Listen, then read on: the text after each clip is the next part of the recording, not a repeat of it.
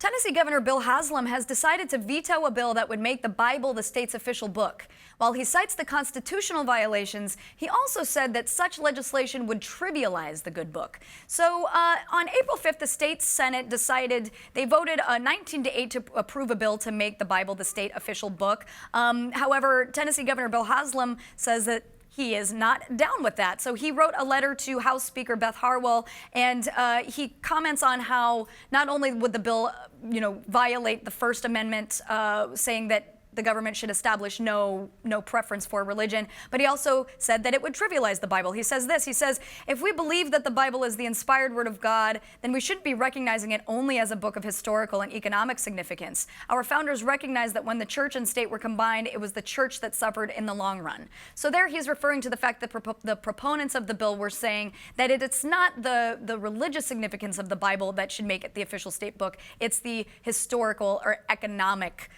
significance of the Bible. So what do you think? I mean, this seems interesting. I at first was confused. I wasn't sure, because he's not advocating for getting rid of religion in the public sphere. It's actually because he respects religion so much that he doesn't want it there. Do you have any thoughts there? I think belief is what runs the world. Mm-hmm. And I think religion is such a sacred, personal construct. Yeah.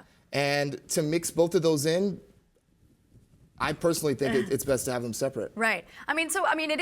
It's a good day for the separation of church and state, but again, I would like to point out he's not saying that people shouldn't be religious in the way that they deal with politics or government, but that this is just different because if you made the Bible the state book, you're still endorsing a specific religion. So it's unclear whether or not the bill is going to be overturned, or rather the veto is going to be overturned, because already there's moves within the legislature to try to do that. Like I said, the Senate already voted 19-8, so it's possible they might even have enough to overturn that. But looking into it in the past, because one of my biggest questions here was, do states have books? I wasn't even sure about that. I guess so. Louisiana was going to pass a similar bill back in 2014, but that was later pulled. There's no other state in the union that has an official book, except for Massachusetts has an official children's book, which is called Make Way for Ducklings.